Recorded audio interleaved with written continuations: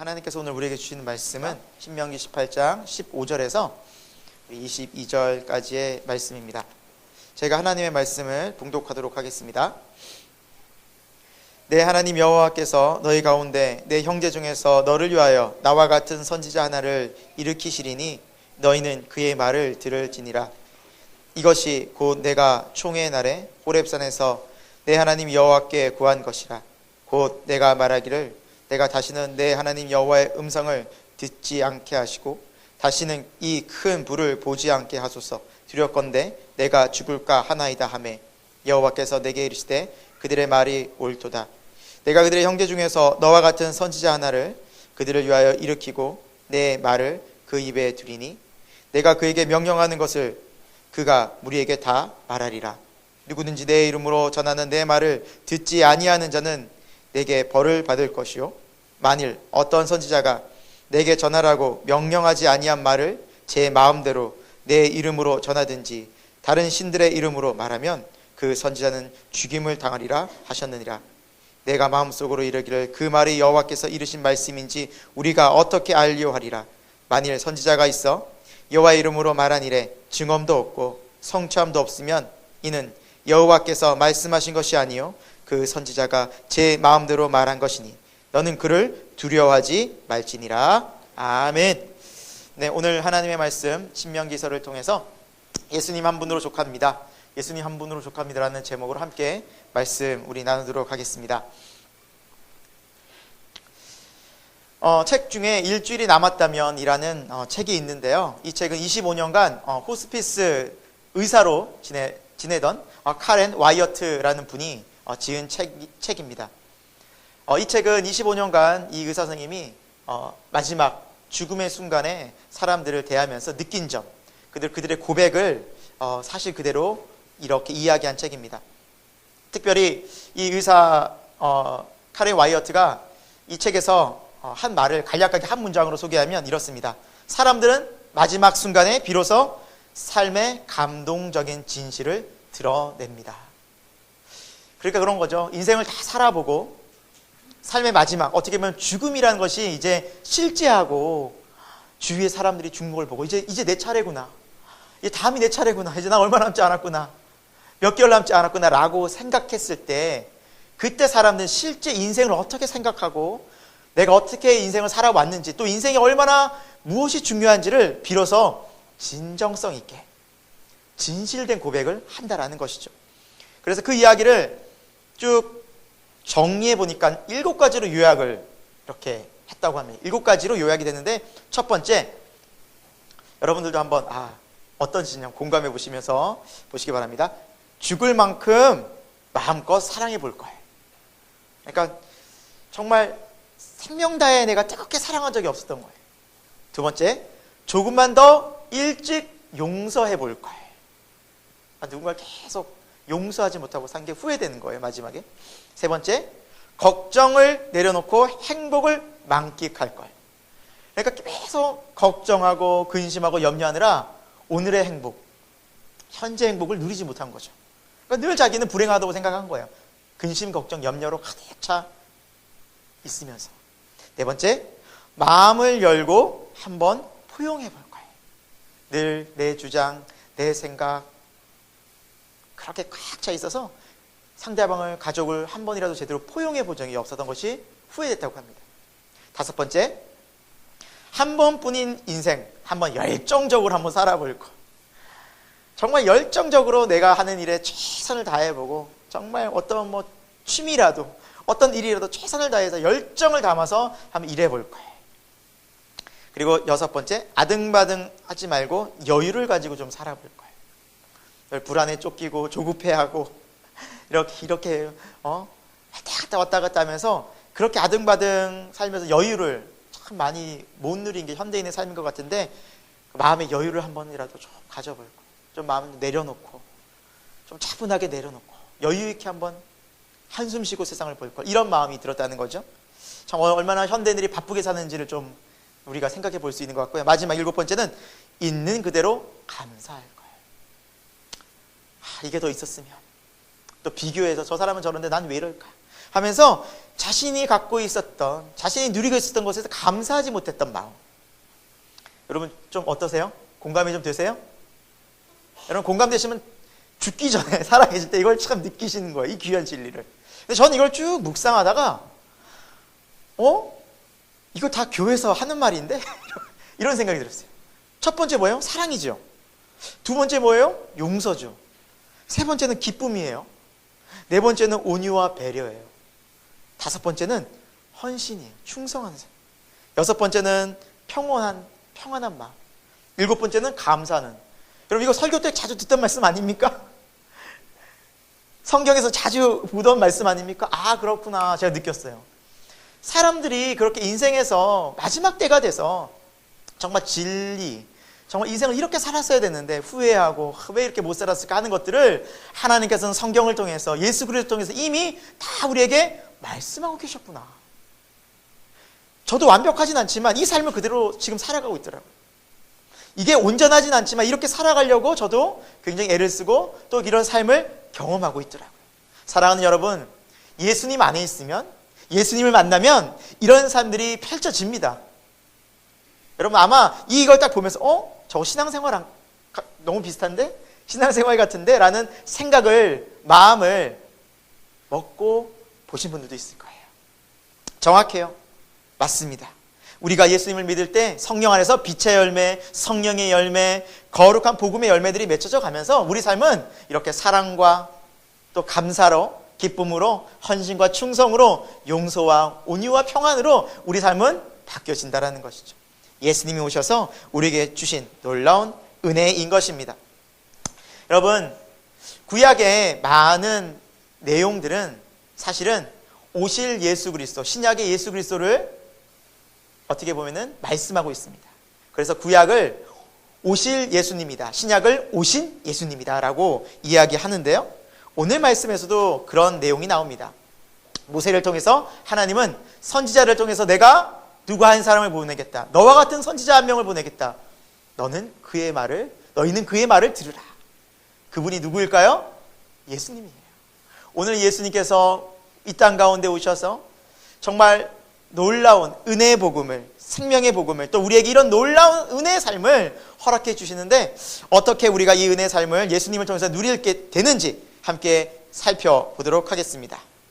첫 번째, 오늘 말씀을 통해서 우리가 알 수 있는 것을 생각해 볼 것은 예수님의 말씀에 경청해야 하는 신앙이 매우 중요하다는 거죠. 예수님 말씀에 경청하는 신앙. 자, 오늘 우리 본문 말씀인데요, 15절 말씀을 우리 한번 읽어보도록 할까요? 네, 같이 한번 읽어보겠습니다. 내 하나님 여호와께서 너희 가운데 내 형제 중에서 너를 위하여 나와 같은 선지자 하나를 일으키시리니 너희는 그의 말을 들을지니라. 아멘. 뭐라 말씀하고 있습니까? 너와 같은, 모세, 너와 같은 선지자 한 명을 일으킬 건데 바로 그의 말을 들으라. 여러분, 이 들으라는 단어가 쉐마인데 경청하고 순종하고 잘 이해라는 뜻입니다. 예수님께서, 하나님께서 우리에게 말씀하시는 것들을 우리가 경청하고 순종하고 잘 이해할 때 우리는 와, 하나님의 뜻이 이거였구나라는 것을 명확히 알게 된다는 것이죠. 그래서 사도행전 3장에 보면 베드로가 사람들에게 설교할 때 이렇게 설교합니다. 또 주께서 너희를 위하여 예정하신 그리스도 곧 예수를 보내시리니. 이분이 누구입니까? 하나님이 영원 전부터 거룩한 선지자들의 입을 통해서, 모세뿐만 아니라 엘리야, 또 다윗, 모든 사람들 통해서 말씀하신 바 만물을 회복하실 때까지는 하늘이 마땅히 그를 받아들이라. 그때까지, 예수님의 때까지 기다렸다가 이제 때가 되면 내려오실 텐데 그분이 누구라는 거예요? 예수 그리스도라는 거예요. 그래서 모세가 말했듯이, 모세가 말하되 주 하나님이 너희를 위하여 너희 형제 가운데서 나와 같은 선지 하나를 세울 것이니 너희가 무엇이든지 그의 모든 말을 들을 것이라. 누구든지 그 선지의 말을 듣지 아니하는 자는 백성 중에서 멸망받으리라 하였고. 이 신명기 오늘 우리가 읽은 말씀을 베드로가 그대로 인용해서 말씀하고 있죠. 오신 선지자가 누구라는 거예요? 예수님을 설명하기 위해서.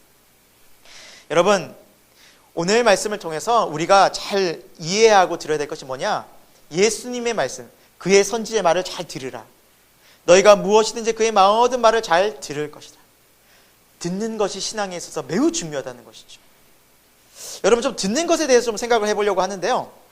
우리가 보통 사람들이 하는 의사소통의 60%가 청각이라고 합니다. 그러니까 의사소통이 여러분 청각이 매우 중요한 것이죠. 그리고 다른 감각기관 전부가 40%래요. 그런데 여러분이 다 듣는다고 해서 그것을 다 수용하고 이해하지 못한다고 합니다. 평균 25%만 수용한대요. 그래서 제가 1시간 동안 여러분께 설교를 해도 여러분 25%만 이해하는 거예요. 이해합니다. 저도 그렇다는 거예요. 누군가 이야기를 듣때 우리는 한 25%만 이해하고 수용한다는 거예요. 참 많이 듣지만 이렇게 우리가 받아들이고 이해하고 하는 과정이 쉽지 않다는 거죠. 예, 이건 평균치이기 때문에 집중하면 늘어날 수 있겠죠. 네, 여러분 좀 힘들고 좀 이렇게 마스 끼시고 답답하시겠지만 좀 집중하는 시간 되길 소망합니다. 여러분, 우리 살아가면서 듣는 것에 아침부터 얼마나 익숙한지 모르겠어요. 알람 소리에 우리는 잠을 깨죠. 여러분 아마 알람을 맞춰놓고 주무셨을 거예요. 오늘 또 주일 또 오기 위해서. 그럼 아침부터 우리 준비하죠. 세면하죠. 다 여러분 소리 아닙니까? 물 트는 소리, 드라이 소리, 그리고 나오면서 새들의 기저귀는 소리, 짝짝짝짝짝짝. 길을 가면서 사람들의 웅성웅성하는 소리, 차 소리, 지하철 소리. 여러분 수많은 소리들을 여러분 계속해서 들어오시면서 오늘 아침을 보내셨을 것입니다. 아니요, 오늘 아침뿐만 아니라 매일 아침을 여러분 이렇게 맞이할 수도 있습니다. 그런데요, 우리의 뇌는요 그 모든 소리들을 다 듣고 수용하지 않는다고 합니다. 다 걸러낸다고 해요. 그도 그럴 것이 아침부터 새소리를 들으면서 주의를 기울이고 이게 무슨 의미일까 하고 생각해보면 하루가 이제 어떻게 되겠어요? 그치? 사람들의 소리 무슨 웅성웅성 무슨 말하는 걸까 하고 귀 기울여 듣다 보면 내 삶이 어떻게 되겠어요? 그러니까 우리 뇌는 어떤 소리는 걸러내고 어떤 소리는 수용한다고 합니다. 그 기준이 뭘까요?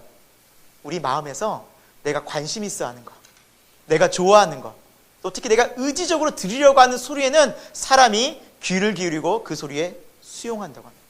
그 소리를 마음속에 잘 이렇게 기억하고 또 그 소리를 잘 수용한다고 합니다.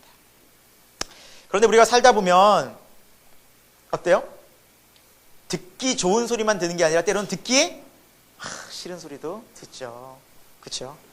때로는 가정에서, 때로는 직장에서 마음이 너무너무 불편합니다. 이 소리 들으면 너무 막 아침부터 짜증이 몰려오고 아침에 하루가 그냥 막 이렇게 막 하면서 시작되는 너무나 힘든.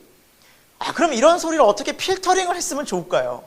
문제는 여기에 있습니다. 우리가 듣기 싫은 소리를 들었을 때, 나를 혼란스럽게 만들고 나를 힘들게 만들고 나를 어렵게 만들 때 이 소리를 어떻게 필터링 할까요? 저는 곰곰이 생각해 봤는데 여러분, 우리가 어떤 기준이 있을 때 그 소리를 필터링 할 수 있게 되더라고요. 아까 전처럼 내 마음이 그것을 좋아하고 맞아, 이 소리 너무 좋아, 맞아, 이게 맞는 말이야, 내가 수용하고 내가 관심 있어 하는 거는, 내가 인정하는 거는 필터링이 안 되고 들어오는데 나머지는 내 기준이 안 맞으면 필터링이 되더라고요. 어떤 기준을 정하고 소리를 듣고 우리가 인식할 때 그 기준이 되게 중요하구나. 그 기준. 이 이야기를 저는 지금도 잊지 않습니다. 설교를 하면서 이 예화가 떠올랐는데 뭐냐? 키 작은 남자 180 이하는 전 루저라고 생각합니다. 모 프로에서 2009년도에 한 여성이 이런 말을 했어요. 저는 지금도 기억해요. 왜요? 제가 180이 안 되기 때문이죠. 그래서 180이 안 되는, 여기 많은 분들이 속해 있는 거 같아요. 180이 안 되는 루저라는 이야기 때문에 그날 저녁부터 인터넷에 난리가 나, 다음 날부터 온 신문에 난리가 난 거예요. 난리가 난 거예요. 이분 되게 유명해졌어요. 그러면서 막 남자들이 들끓었어요. 저게 말이 되냐. 근데 저는 이 이야기를 들으면서 이런 생각이 들었어요. 이것은 그냥 외모 지상주의에 많이 빠져있는 현대인들의 가치, 의식, 생각이구나 라는 생각이 들었어요.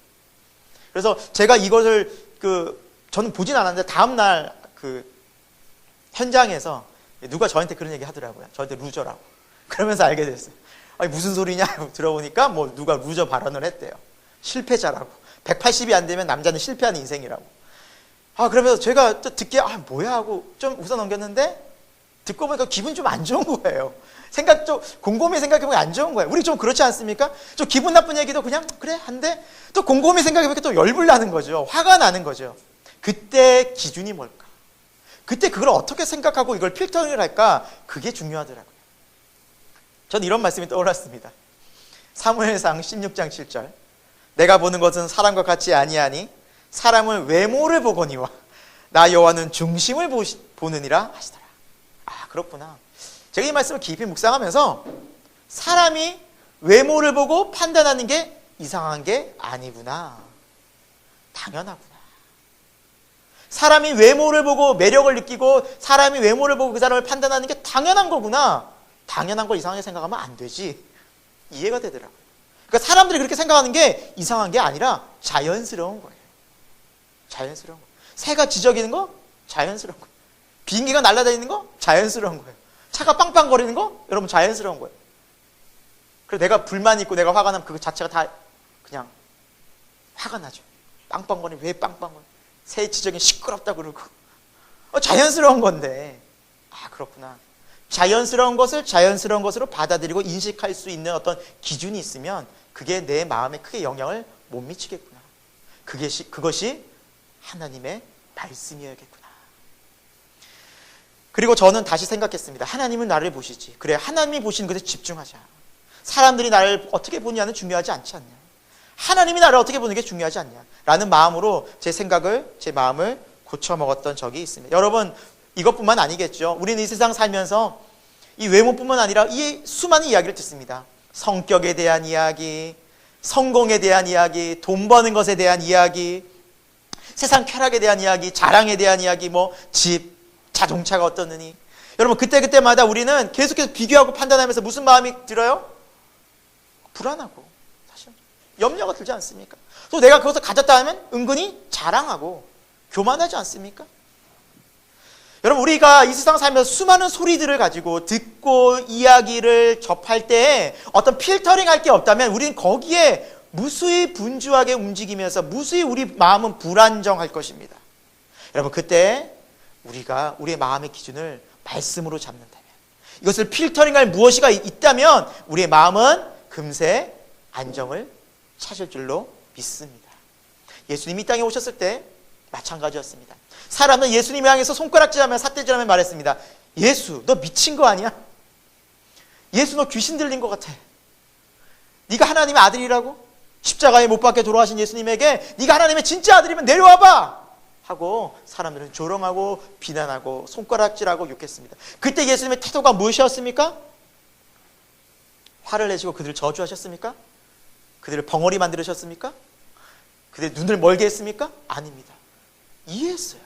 아버지, 저들이 하는 것을 알지 못합니다. 저들을 용서해 주옵소서. 예수님의 마음은 절대 평안함이 흔들리지 않았어요. 그 평온함이 조금도 흔들리지 않았어요. 왜 그랬을까요? 전능하신 하나님이라서? 여러분, 예수님도 인간의 몸을 입고 오셨습니다. 예수님은 그런 인간의 연약함을 입고 오셨기 때문에 아셨어요. 이 육신이 얼마나 연약한지를. 그래서 예수님은 습관을 따라 기도하셨고 늘 한적한 곳으로 찾아가셨어요. 여러분, 누가복음 한번 찾아보도록 하겠습니다. 여러분, 성경 말씀 누가복음 5장. 네. 누가복음 5장. 우리 설교 듣다가 너무 성경을 좀 안 찾아가지고 제가 한번 좀 찾아보고 싶어서 누가복음 5장 한번 찾아보겠습니다. 5장. 네, 15, 16절. 우리 누가복음 5장 15, 16절에 예수님이 어떻게 이 세상에서 많은 일들을 감당하시고 사셨는지 나와 있는데요. 우리 누가복음 5장 15, 16절을 같이 한번 읽어보겠습니다.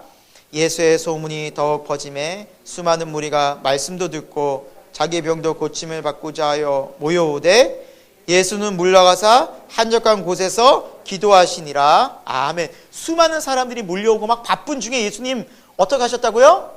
한적한 곳에서 따로 기도하셨다. 왜 그러셨을까요? 예수님의 마음을, 예수님의 삶을 하나님 안에서 재정비한 것입니다. 여러분, 이거더라고요.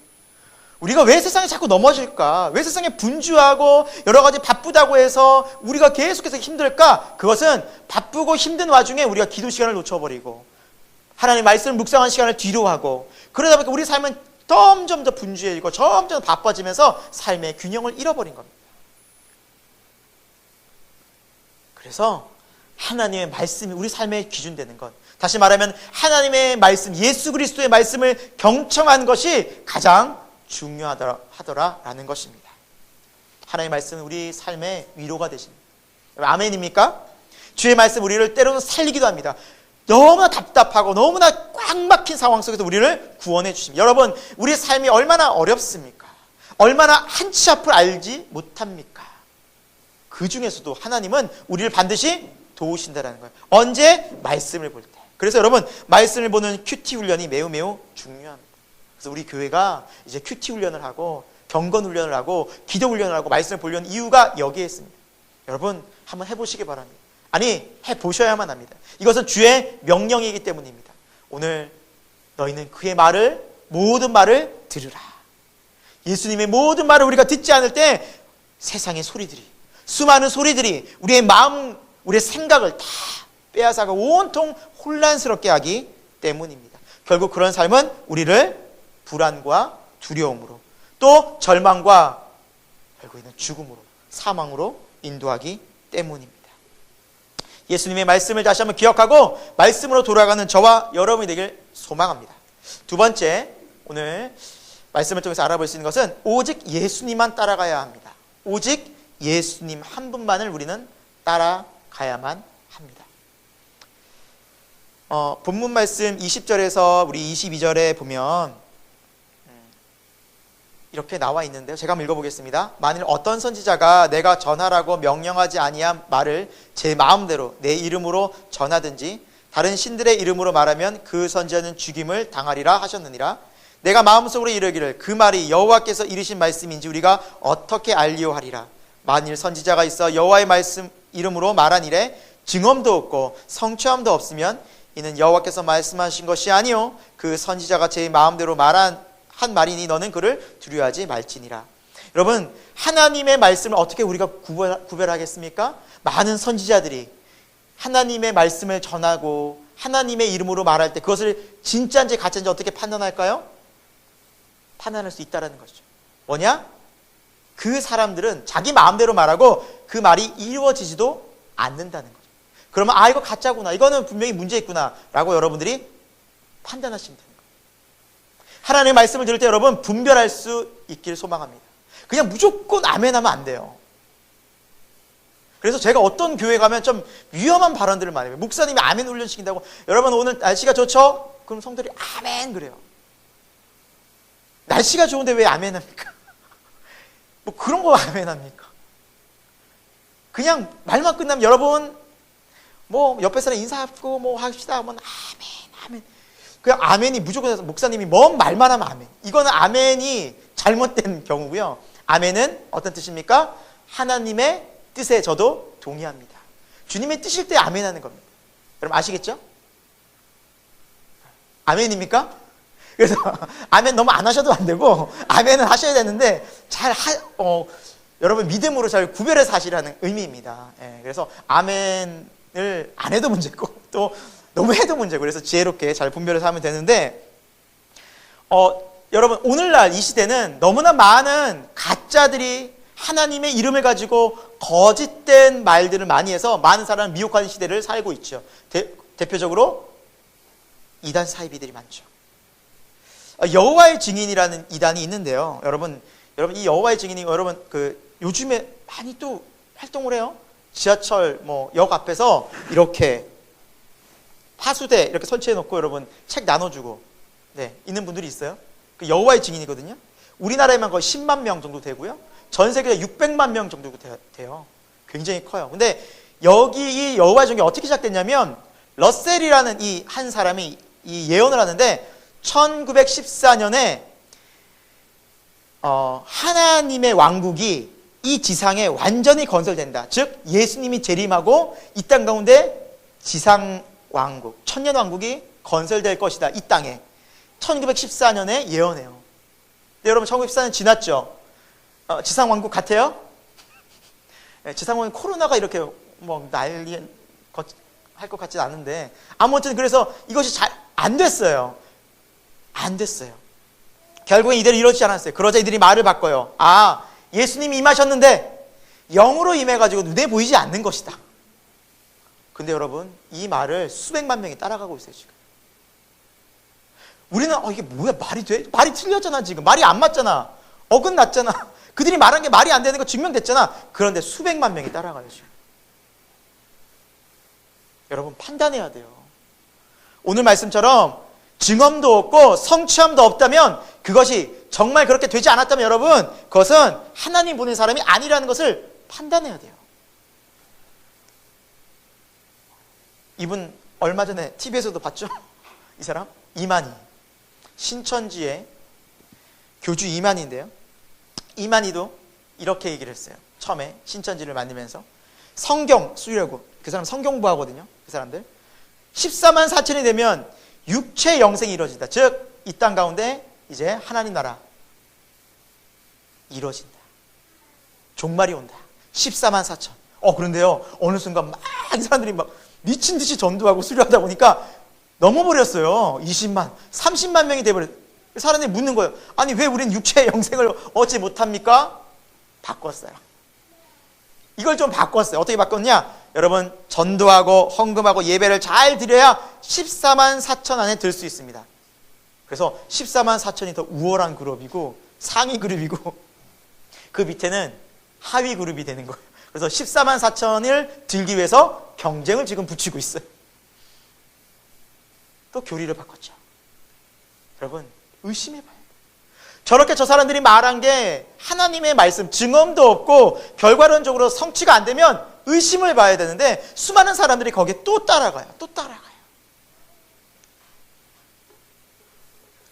여기는 제7일 안식교입니다. 여러분, 안식교도 꽤 많더라고요. 안식교인들도. 전 세계도 1200만 명이 돼요. 우리나라도 꽤 많이 들어있어요. 삼육재단 있죠. 여기가 안식교 재단이에요. 그런데 여기도 마찬가지예요. 1844년에 이 윌리엄 밀러라는 사람이 시한부 종말을 내세웠어요. 10월 22일 날 예수님 오신다. 그리고 수많은 사람이 모여가지고 막 준비했어요. 근데 아무 일이 없는 거예요. 사람들이 대공황에 빠졌어요. 시리에 빠졌어요.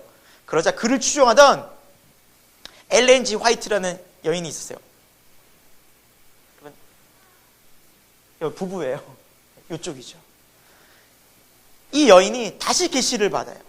또 다른 계시를 받아서 시한부 종말론을 재해석하면서 이 안식교를 다시 완성해요. 그러면서 지금까지도 제7일 안식교가 오늘날까지도 100년이 넘게 건재하고 있어요. 여러분, 틀렸잖아요. 예언이 잘못됐잖아요. 그럼 가짜라는 게 명확하잖아요. 그런데 또 사람들은 또 다시 사기를 쳐요.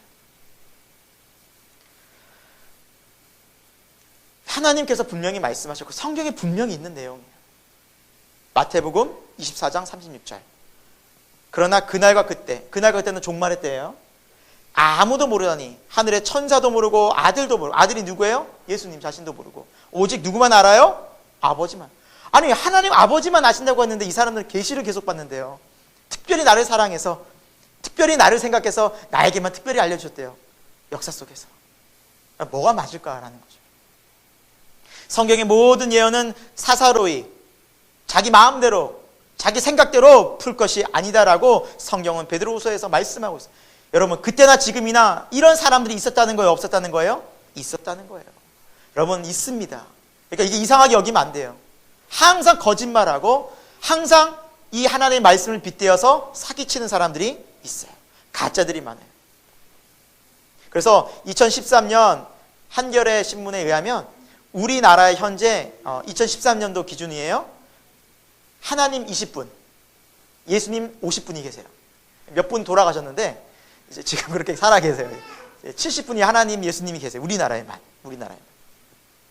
여러분, 가짜가 많다라는 건 뭘까요? 진짜가 있다라는 거죠. 반증이죠. 가짜가 계속해서 많아요. 여러분, 진짜가 있다라는 거예요. 짝퉁이 있으면 진짜가 있어요.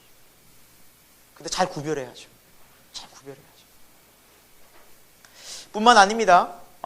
안타깝게도 이단 사이비만 있는 것이 아니라 교회 목사들 중에서도 불의하고 악하고 돈 욕심을 가지고 교회를 자기 돈벌이 수단으로 이용하려는 그런 타락한 목사들이 있습니다. 여러분, 우리는 이런 혼란한 시대에 그럼 신앙생활 하지 말고 그냥 다 막 환멸을 느낀다고 교회를 떠나야 할까요? 아니라는 거예요. 이렇게 세상이 어지럽고 가짜가 많이 나타난다고 성경은 경고하고 있어요, 없어요? 있어요. 이미 경고했어요. 그럼 어떻게 해야 돼요? 분별해야 돼, 이제. 왜? 내 영혼의 구원에 대한 거니까. 우리 가족의 구원에 대한 거니까. 그래서 교회는 예수님 한 분을 따라가는 것입니다. 예수님의 뜻이 어디 제일 나타나 있어요? 바로 성경이죠. 여러분, 엄밀히 말하면 교회는 목사를 따라가는 곳이 아닙니다. 목사를 할지라도 목사가 예수님을 따라갈 때 따라가는 것입니다. 그래서 바울도 이렇게 얘기했습니다. 고린도서 11장 1절에 내가 그리스도를 본받는 자 된 것 같이 너희는 나를 본받으라. 다시 말하면 너희가 나를 본받아. 전도도 하고 봉사도 하고 이렇게 하나님 말씀을 위해서 헌신하는 거 본받아. 그런데 조건이 하나 있어요. 내가 그리스도를 본받는 것 같이. 내가 항상 그리스도를 본받으니까 그건 모습 보고 나를 본받아라. 바울도 하나님을, 예수님을 끝까지 따라가려고 애를 썼기 때문에 그가 깨어 있었지, 만약에 자기 영광, 자기 힘, 자기 과시를 내세우기 시작했다면 아마 타락했을 겁니다. 우리 누구도 마찬가지입니다. 여러분, 오늘날 현대 많은 목사님이 갑자기 어느 순간 무너지는 거 보고 어느 순간 이렇게 타락하는 거 보면 있을 수 있는 일이에요. 끝까지 예수님을 붙잡지 않으면, 끝까지 예수님을 따라가지 않으면 누구도 예외일 수 없다라는 겁니다.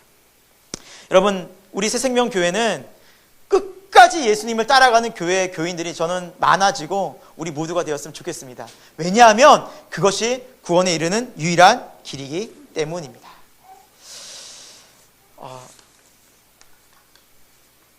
여러분, 하나님께서 오늘 우리에게 주시는 놀라운 은혜들, 정말 하나님께서 우리에게 주시는 놀라운 사랑과 또 인도하심들 우리가 마음속에 품고 예수님에 대한 신앙과 믿음을 잃지 않았으면 좋겠습니다. 제가 설교를 준비하면서 한 기사를 보고 참 큰 감동을 받았어요. 오늘 마무리를 이 기사 내용으로 하려고 합니다. 미국 워싱턴주에 사는 한 고등학생인 아비 슈프먼이라는 한 학생이 있어요. 근데 이 학생은 지난해 연말부터 코로나가 중국에서 발생했을 때부터 이렇게 코로나 추적 사이트를 만들어서 각국에서 벌어지는 일들, 또 세계보건기구와 각국의 질병관리본부가 발표하는 내용들을 종합해서 계속해서 업데이트를 하고 있었어요. 그러니까 코로나의 정보가 굉장히 많이 담겨진 사이트죠. 17세. 지금은 하루 방문자가 3천만 명이에요. 누적 수가 7억 명. 그러니까 어떤 사이트보다 가장 많이 사람들이 몰리고 있다는 것이죠. 그리고 이 친구는 여기서 감염병 예방뿐만 아니라 어떻게 여기에서 회복될 수 있는지 계속해서 업데이트를 하면서 많은 정보들을 공유한다고 합니다. 그러자 모 회사에서 이 사이트에 광고를 올려주고 우리가 100억을 줄 테니까 우리 회사 광고 좀 할 수 있게 해주면 어떻겠니라고 제안을 합니다. 100억입니다. 10억이 아닌 100억. 여러분, 어떠실 것 같아요? 그게 나쁜 게 아니면 해줄 수 있지 않아요? 고민이 되세요? 100억 앞에서? 고민 안 되실 것 같은데. 여러분, 100억인데. 저 고민이 잘 안 돼. 아니, 나쁜 게 아니면, 그러니까 안 좋은 게 아니면 광고해주고 100억 벌면 되지 라고 생각할 수 있잖아요. 감사합니다. 솔직한 분 한 분 계세요. 네. 네. 할 수 있잖아요. 좋은 일에 쓰면 되잖아요. 여러분, 교회 건축하고, 그쵸? 우리 교회 건축하고, 여러분 또, 이웃들에게 나눠주고, 가족들에게 나눠주고. 좋잖아요, 100억.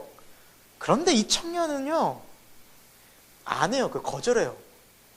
근데 거절한 이유가 굉장히 마음에 큰 울림이 됐어요. 내가 한 일에 큰 자부심을 느끼지만 코로나 사태를 이용해서 유명해지고 싶진 않습니다. 광고를 실어서 광고 창이 뜨면 인터넷이 느린 사람들은 사용할 수 없습니다. 그리고 지금 나는 돈이 필요 없습니다. 사람들이 이 결정을 후회할 것이라 말하지만 나는 미래에 대한 많은 계획이 있습니다. 아멘 할 뻔했죠. 여러분, 제가 진짜 아멘 할 뻔했어요.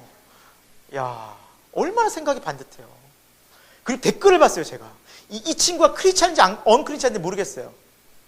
근데 이 친구의 말에 댓글이 다 감동이에요, 사람들이. 다 감동받아요. 순수한 마음, 옳은 생각. 이거구나. 우리가 예수님을 바르게 믿고 예수님만 바라봤다면 우리도 이런 성향 영향력이 있어야 될 텐데, 우린 세상에 예수님 말고도 이것도 좋고 저것도 좋고 이것도 해야 되고 저것도 해야 되는, 그래서 말씀이 어느 순간 희석됐구나. 주님의 뜻이 너무나 희석됐구나. 교회가 너무나 세상을 따라갔구나. 그 생각이 참 많이 들었어요. 우리 신앙의 순수함을 회복해야겠다. 이 청년의 순수한 모습 속에서, 와, 그 모습, 그러니까 너무 막 잘생겨 보이는 거예요. 또 생긴 것도 이런 말을 하는 거 보니까. 여러분, 우리가 신앙생활을 하면서 오늘 말씀처럼 하나님은 나와 같은 선지자, 예수님 한 분 딱 한 번 보내주셨어요. 왜 그러실까? 예수님 한 분은 족하다는 거예요. 충분하다는 거예요. 예수님과 함께라면 너희가 이 세상 넉넉히 승리한다는 거예요. 두려워하지 말라, 평안하라, 내가 세상을 이겼노라 라고 말씀하신 주님이 함께라면 우리는 세상을 이길 수 있다는 거예요. 근데 왜 우린 넘어질까요? 왜 우린 평안을 빼앗길까요? 왜 우린 좌절되고 낙심될까요? 우리 마음과 왜 미움이 해결되지 않을까요? 예수님을 바라보지 못합니다. 예수님 한 분만을 우리가 온전히 집중하지 못하다는 거예요. 그리고 사탄이 온갖 세상의 방법들로, 세상의 유혹들로 그것을 끊임없이 우리를 유혹하고 있는, 우리는 이 세상에 살아가고 있다는 겁니다. 여러분, 세상에 수많은 소리들이 들리고 있죠. 혼란스럽습니다. 하지만 우리가 생명의 소리, 구원의 소리, 희망의 소리, 위로의 소리 되시는 예수 그리스도의 음성에 귀를 기울이는 우리 생명교회 교우들이 되기를 축원합니다. 그래서 삶의 순간순간마다 흔들리지 않는 원칙, 진리의 말씀을 붙잡고 이렇게 세상에 당당히 얘기할 수 있는, 저는 예수님 믿습니다. 주님은 이것을 기뻐하십니다. 얘기할 수 있는, 우리가 비록 모자라더라도 이 길을 믿음으로 가서 우리뿐만 아니라 세상에 큰 울림을 줄 수 있는, 아니 작은 울림이라도 그런 울림을 줄 수 있는 저와 여러분이 되기를 소망합니다. 기도하겠습니다. 하나님 아버지, 우리가 살아가는 세상은 많은 혼란과 염려와 두려움으로 가득합니다. 세상에서 들리는 소리들이 우리의 마음을, 우리의 삶을 힘들게 할 때가 참 많습니다. 그러나 이 세상에 직접 우리를 만나러 오셨고 우리의 참된 구원자가 되시는 예수님께서 계신다는 것을 기억하게 하옵소서. 그리고 주의 귀한 말씀들을 이제 경청하고 순종하는 믿음을 갖게 하여 주옵소서. 이 세상에서 진리를 맛보고 예수님과 동행하면서 소망과 은혜 가운데 살아가게 인도하여 주옵소서. 또한 우리를 통해서 예수님의 빛이 우리 주위에 비춰지게 하옵소서. 우리의 가족, 일터 가운데 우리가 십자가의 복음의 전달자가 되기를 소망합니다. 그래서 아직도 세상의 소리들, 두려움과 고통의 소리들에 갇혀있는 자들에게 소망 되시는 예수님을 전하는 믿음의 사람들이 되게 하옵소서. 우리 새생명교회가 늘 예수님만 바라보며 예수님만 따라가게 인도하여 주옵소서. 코로나의 어려움 속에서도 우리의 삶을 지키시고 인도하실 예수 그리스도의 이름으로 기도드립니다. 아멘.